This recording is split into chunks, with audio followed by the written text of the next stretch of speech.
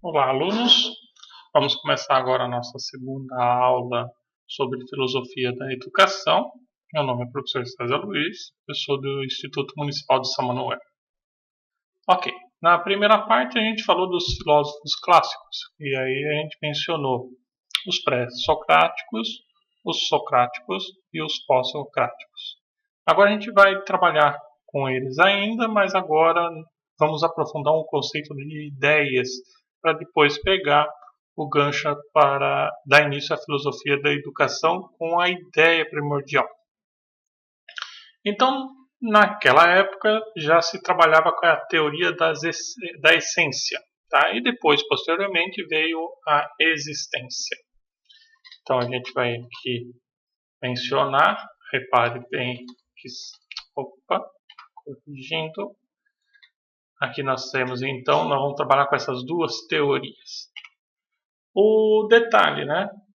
Isso vai dar início, isso inicia os pensamentos pedagógicos, porque a ideia de ensinar vai florescer nesse período. A disputa entre diferentes correntes pedagógicas, né, é que vai tentar definir o que é o homem. Bom, o homem no sentido, como é que a gente fala? No sentido do ser ideal, como Platão havia mencionado no seu definido que era o mundo das ideias, né? Então nós tínhamos a sombra, que era a realidade, o mundo das ideias, e que tudo que estava no mundo das ideias era perfeito e que quando trazia para a nossa realidade era só uma cópia, não era uma coisa perfeita. Os filósofos clássicos interpretam que a essência é anterior à existência, tá? Que se define antes. Os pensadores modernos definem que através da natureza a existência surge antes da essência. Então tem esse detalhe. Aqui nós vamos ter então a natureza, né? A existência vai surgir antes da essência. Por que esse debate, né? Você tem a seguinte analogia. Lembrando que tínhamos os mitos. Os mitos é que explicavam tudo. A filosofia usa o pensamento racional e deixa de fora os deuses para explicar como é o funcionamento do mundo. Mas ainda não tínhamos elementos suficientes e a complexidade também não estava ainda tão bem embasada como de hoje para argumentações. Então nós vamos usar a seguinte ideia: já que o que define um homem, qual o seu destino, qual o seu papel ao longo de toda a sua vida. Como eles não tinham uma explicação, eles falavam que isso já estava definido na sua essência, tá? E aí a pessoa só tinha que cumprir o papel de nascer, crescer, trabalhar e depois vinha morrer. O destino já era traçado e não tinha o que mudar. Aí, o existencialismo vai quebrar com essa ideia. Mas vamos lá. A essência é idealista e racionalista. Então, Platão define isso no mundo das ideias. Pensa como o homem deveria ser. A existência define o ser homem no nascimento, formação biológica e intelectual. Então, se você olha, não tem como nascer uma criança com o ser homem com aspectos de outros animais e com o intelecto de outros animais. Então, esse ser homem no momento do nascimento e que define toda a sua biologia e toda a sua intelectualidade veio do mundo da essência. Estas duas correntes filosóficas, a existência e a essência, né, vão abrir as portas da disputa entre as pedagogias de evolução da criança e a pedagogia da adaptação da criança. E isso vai acontecer muito, porque a evolução da criança ela cumpriu o papel dela, e a adaptação é ela mudar o meio, mudar o mundo ao longo do seu desenvolvimento. E entra uma terceira corrente que fala que o homem é criador de seu próprio meio e de si mesmo. Então ele interfere no meio, ele modifica o meio e esse meio já molda ele novamente. É um círculo, tá? Que vai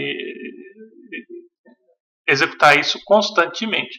Mas esse terceiro corrente nós não vamos usar lá agora, não vamos definir. Vamos nos prender à essência em si. Ok, vamos lá. Próximo slide. Então, primeira corrente, que é a essência, separa o mundo empírico. Exemplo, a alegoria da caverna. Né? Platão ele deixa bem claro, contando a historinha disso. Depois a gente tem um vídeo para demonstrar. E diz que a essência existe e que o acesso é difícil, mas é possível. Então você tem que fazer todo um trabalho intelectual, né? Trabalhar com a racionalidade, para poder atingir ter acesso à essência e exatamente conseguir entender a sua natureza. O mito da parelha alada, ele vai explicar a constituição do homem, corpo e alma. Por quê? Deus é uma coisa, deuses são outras coisas, nós não somos deuses, o homem não é Deus, não são deuses, mas também não somos animais irracionais. A gente está numa categoria, né, numa classificação na natureza que nos dá uma excelência na física. E aí vamos ver o que isso vai definir. Aí o Platão ele fala que a alma, que faz parte do ser, né, é prisioneira do corpo, que é a outra parte. E enquanto a alma estiver presa no corpo, ele só percebe as sombras. Então é isso que acontece. Então aqui nós temos a alma. Opa, passei o slide.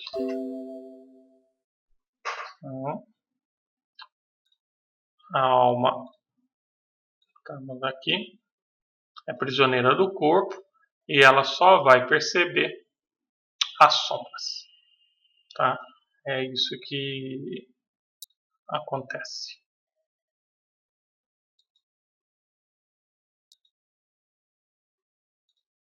Muito bem. Isso é uma visão empírica, tá? Porque você usa os sentidos para que isso aconteça. A alma é o lado bom e o corpo é o lado ruim do homem, né? Como ser. Por que o lado ruim?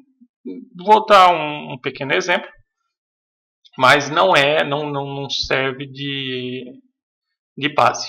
Enquanto que o intelecto você ficaria usando a racionalidade, você ficaria horas, dias, semanas discutindo uma ideia, o corpo não, o corpo padece.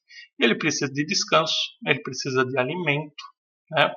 Ele precisa de proteção do frio, ele precisa de cuidado. Então essa parte do corpo, olhando nesse ponto, ele é ruim. Tá? Ele não é perfeito, porque a perfeição não precisa de necessidades. Então a alma já é diferente. A alma quando ela se desprende do corpo, isso vai acontecer em um determinado momento. A filosofia define isso também, não só na religião.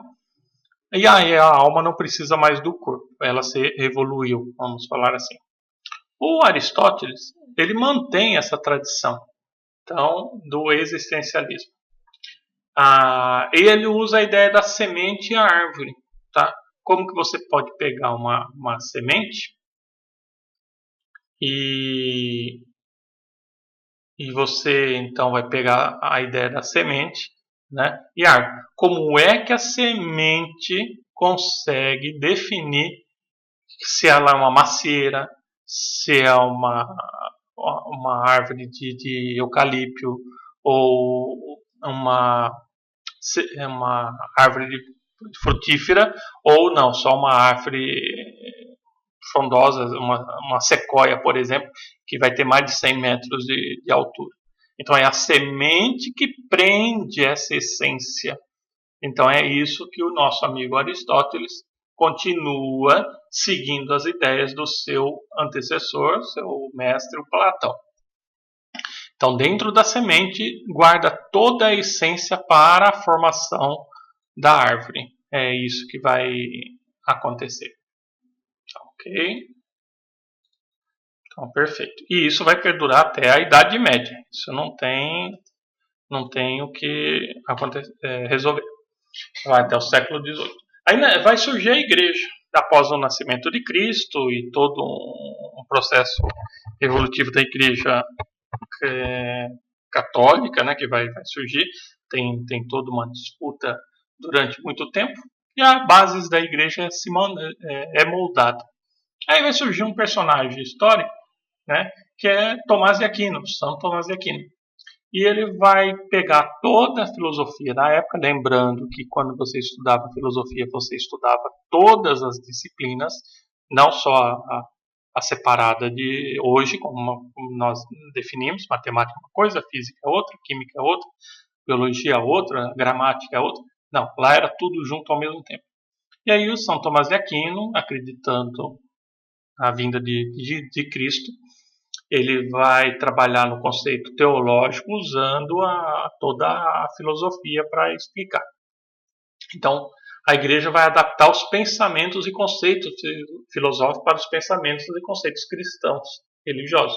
Fundamentalmente essencialista. A ideia de que nós viemos de Deus, né? Toda a nossa essência. Então, Tomás de Aquino ele publica a Suma Teológica, é considerada uma das principais obras da escolástica e foi escrita entre 1265 a 1273. Foi realmente um volume, ele escreveu, o volume é bem extenso, tem mais de 1,5 milhão de palavras, né? E olha o que ele define em alguma da sua suma, da sua tese. Dizemos que Deus não tem nome ou está acima de qualquer denominação, porque a sua essência sobrepuja o que de inteligismo exprimimos pela palavra. A outra citação dele: a verdade considerada como virtude não é verdade comum, lembrando do empírico, mas uma certa verdade, pela qual o homem se mostra como é, nas palavras e na obra. A verdade da vida é aquela pela qual o homem, na sua vida, realiza o fim para o qual foi ordenado pelo intelecto divino. Aqui, então, a gente deixa bem claro, ordenado pelo intelecto divino, a ideia de destino, a ideia de essência. Ok. A obra se encontra dividida em 3 partes, né? Onde se encontram 512 questões sobre a parte em que ele faz todo esse embasamento filosófico voltado para a teologia. Aí nós temos em 1924 o Papa Pio XI e ele faz uma homenagem. Ele faz teve um encontro lá, um concílio, e ele defende, né? Ele classifica a Suma Teológica que é o céu visto da terra. Então, São Tomás de Aquino conseguiu enxergar nas suas 512 questões e responder todas elas, né? Como se ele tivesse visto o céu sem ter saído aqui da terra. Então, você vê que é a base da Igreja Católica, além de Paulo, né, que funda a Igreja Católica como nós a conhecemos, na sua teologia, e depois São Tomás de Aquino dá continuidade nisso e até em 1924, o Papa Pio XI aí faz a sua homenagem. Aqui nós temos um retrato, tá? Pintado por Filippo Lippi, em que, voltando aí, nós temos o São Tomás de Aquino no centro aí. E aquelas personagens que estão lá não são mulheres, se eu não me engano, eu depois tenho que pesquisar no quadro, são ideias filosóficas, teológicas, são representações de santo. Então tem que traduzir o latim, tem que pegar a história desse quadro e explanar sobre ele para entender todos esses personagens que estão junto com São Tomás de Aquino e mais os dizeres, tanto do livro como a faixa que está embaixo dele ali. Dando continuidade, no próximo slide a gente está vendo aí a capa da súmula, tá? Isso aí nós temos aí a representação, está disponível na internet, você consegue ver os originais da época, é domínio público. A todo quanto agora sente sede da verdade, diz eles, ide a Tomás de Aquino. Isso também é frase de Papa Pio XI. A tese, né? Só Deus é mestre. O exemplo aí veio da Bíblia. Assim como o agricultor, o homem não pode transmitir a ciência. Voltando lá na ideia de existencialismo e a nossa precariedade da nossa existência humana, do homem. Ele apenas prepara o terreno para Deus atuar, agir, operar, né? Razão a serviço da fé. Então aqui novamente cai naquela situação em que o destino já está traçado. E aí vamos combinar, vamos começar a entrar na área da educação. É o mesmo caso com o educador. Ele é comparado ao agricultor. A função do professor nessa época, dos mestres nessa época, era simplesmente preparar a criança, o adolescente, o adulto que fosse, porque o conceito de criança na escola é recente, mas naquela época eram adultos que estudavam. Você só preparava e Deus agia no seu processo de destino a ser cumprido. Aí nós temos uma passagem do Evangelho de Mateus, 23:8, em que ele fala: vós, porém, não querais ser chamado de rabi, mestre, porque um só é o vosso mestre, a saber, o Cristo, e todos vós sois irmão. Aí temos os versículos 9, 10, 11 e o 12. E o que a si mesmo se exalta será humilhado, e o que a si mesmo se humilha será exaltado. O maior dentre vós será o vosso servo. Então, essas ideias aí é só para manter o cabresto, manter as pessoas no controle, não deixar a ideia de soberba subir a cabeça. Né? Então a igreja tinha um controle com as pessoas, com o intelecto, fazendo uso da Bíblia nesse sentido. Ela colocava no seu lugar. Então, quando alguém começava a se destacar, eles já puxavam citações do Evangelho e já enquadrava a pessoa. Aquela que insistisse provavelmente ia para a fogueira com certeza ou tinha algum tipo de punição. Então a essência vai trabalhar nisso. Só Deus decide, só Deus define tudo. Aí cai naquele detalhe, as pessoas vão começar a questionar e perguntam assim, então, se a igreja, se Deus definiu tudo, quem pode educar então? E o que é o educar nesse processo, né? Lembrando aquilo, o agricultor só prepara o terreno, põe a semente e Deus vai atuar se a semente vai nascer, não vai nascer, e ele pode até fazer uma macieira virar um pé de manga. Então, isso são os segredos de Deus, são os desígnios de Deus, ele decide tudo, o homem só tem que preparar, né? Nós já nascemos determinados, o destino, só preparamos o terreno. Ensinar é preparar o terreno, ciência é produto da revelação divina. Então isso é que a igreja, São Tomás de Aquino, vai batalhar em cima disso, daí vai defender com unhas e dentes essa ideia. Aí nós temos uma passagem de São João, capítulo 1, versículo 9. Ali estava a luz verdadeira, que ilumina todo homem que vem ao mundo. Essa ideia de luz ilumina é exatamente para falar assim, Deus é que vai dar o esclarecimento para essa pessoa. O homem não pode ensinar ninguém, papel secundário, ele só prepara ali, porque o homem por si só é incapaz de encontrar a verdade. A verdade está em Deus, é isso que a igreja bate nessa tecla e é assim que a filosofia desse período da Idade Média vai se desenvolver. Lembrando que eu estou falando, eu tenho um tempo curto para falar, e lembrando, a gente tem que ler os livros realmente na sua essência, pegar a linguagem do autor daquela época e pegar os livros com muito mais aprofundamento. Isso daqui é só, como eu falei, um caminho para você seguir, uma orientação. As aulas só têm essa finalidade.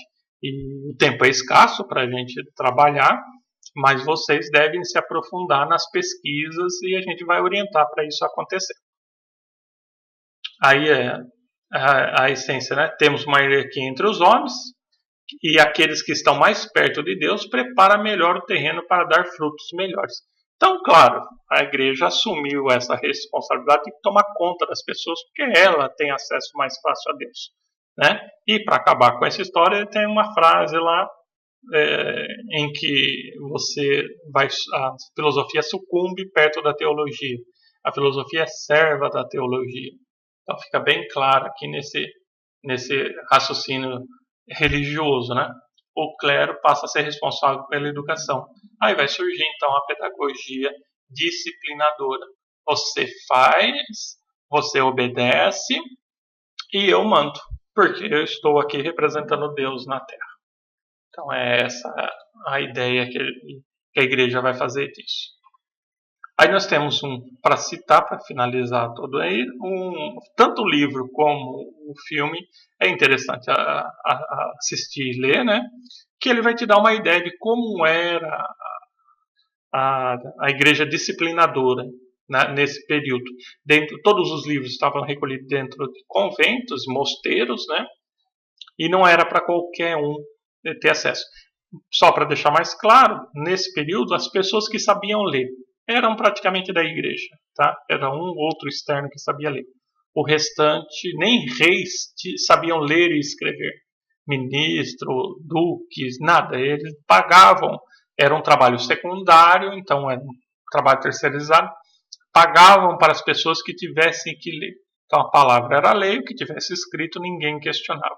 Então, menos de 0,01% da população sabia ler alguma coisa e isso ficava a cargo da igreja. Aí, para encerrar, nós temos aí um questionário de 8 perguntas só trabalhando com isso, a essência.